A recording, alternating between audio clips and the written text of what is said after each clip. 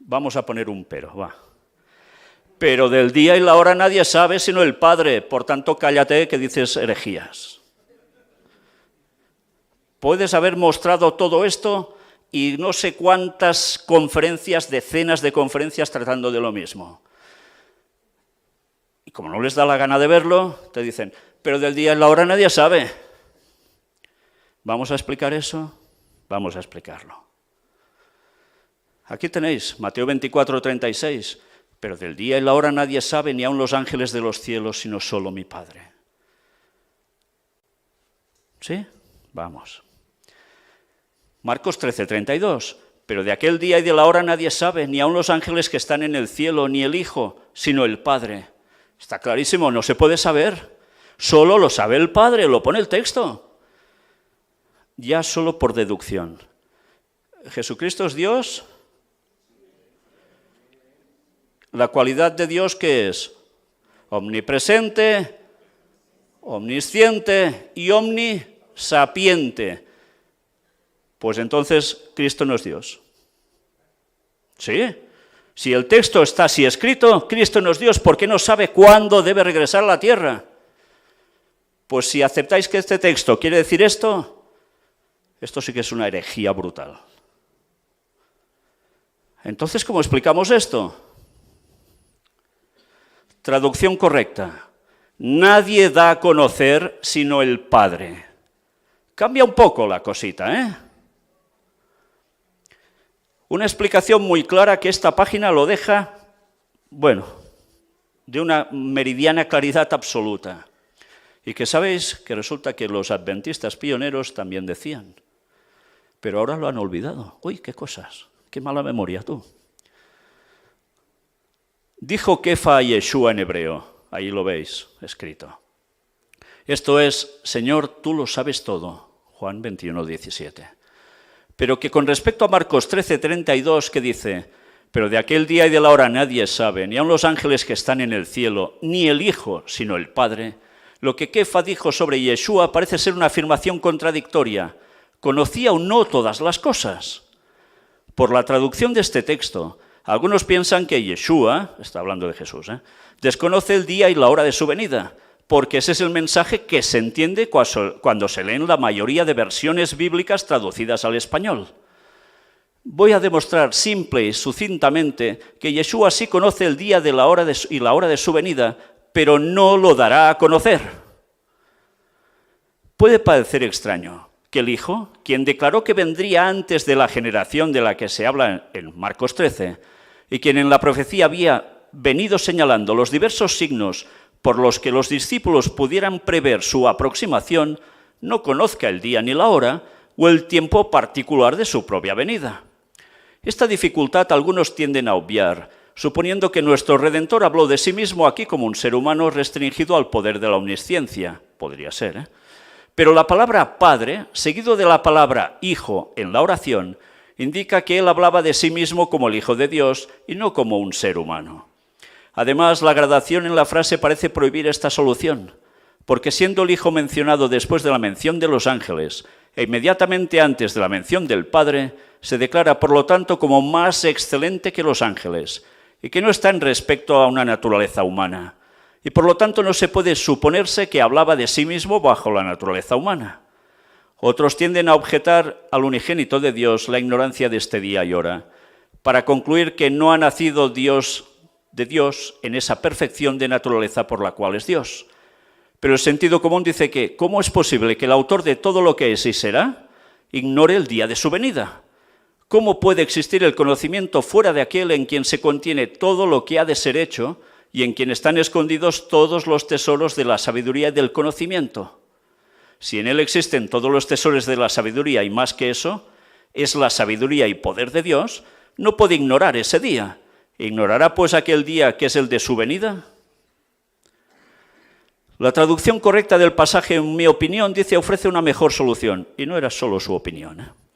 La palabra que veis escrita allí en griego, que es en lo que está escrito esos textos, es literalmente conocer o saber, usada en este pasaje. Pero de aquel día y de la hora nadie, la palabra griega, sabe Aquí parece tener la conjugación hebrea ifil, que en los verbos que denotan acción hace que la acción, sea lo que sea, pase a otro. Por lo cual, esa palabra griega que significa propiamente saber, utilizado en el sentido de la conjugación hifil, significa hacer saber a otro, declarar o mostrar. Sin disputa alguna, esta palabra tiene este significado en 1 Corintios 2:2. Dice, pues me propuse no saber, veis la palabra griega al lado, entre vosotros cosa alguna, sino a Yeshua el Mesías y a este crucificado.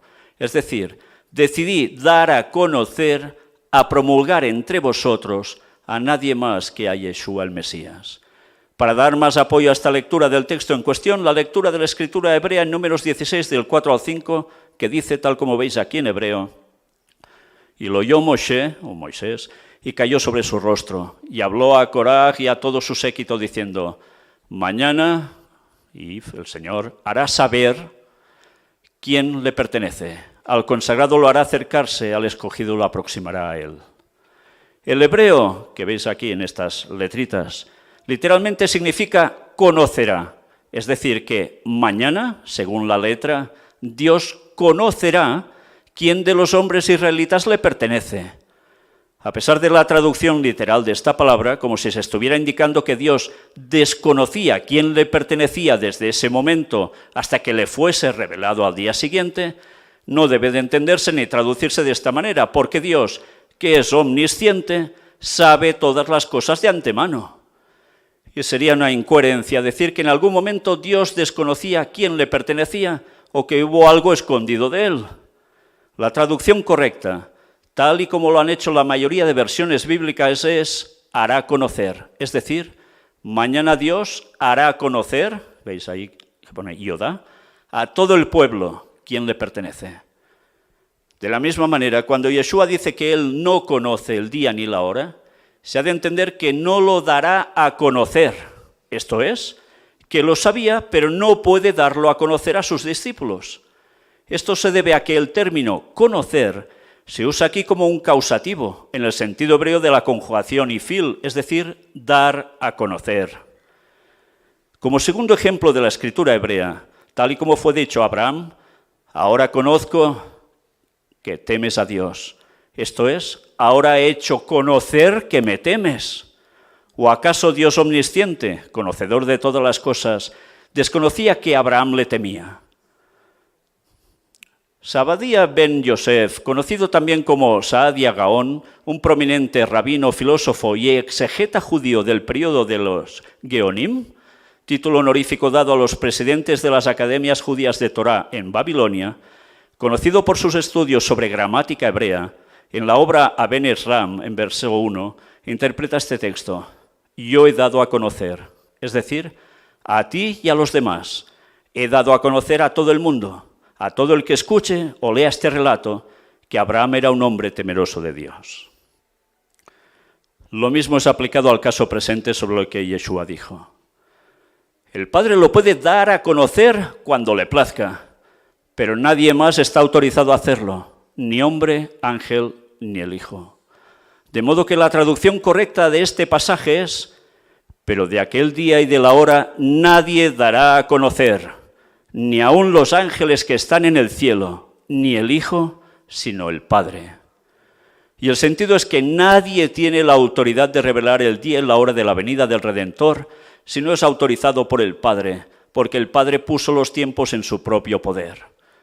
Y nos lo ocultó porque así nos convenía, pues ignorando la fecha exacta no nos cuidamos del fin. ¿Qué haríamos si la conociéramos? Por ello, debe vigilar todo creyente para que no le haya desprevenido la venida del Redentor, pues hallará desprevenido aquel día a todo aquel que no esté prevenido el último día de su vida. Entendamos, pues, que el Redentor dice que el Hijo no sabe, en el sentido de que Él no hará que sea conocido, es decir, Él no lo revelará. Fijaos que llega a alguna conclusión que no es correcta, como lo que dice un poco antes, pero por el resto, por lo que es esa palabra, ifil, lo deja claro. Y no es el único expositor que llega a esa conclusión estudiando el idioma hebreo ni el idioma griego. Y ese texto está en griego. Y ese texto es muy claro. Pero nuestras Biblias normalmente, esta mala traducción sigue estando allí.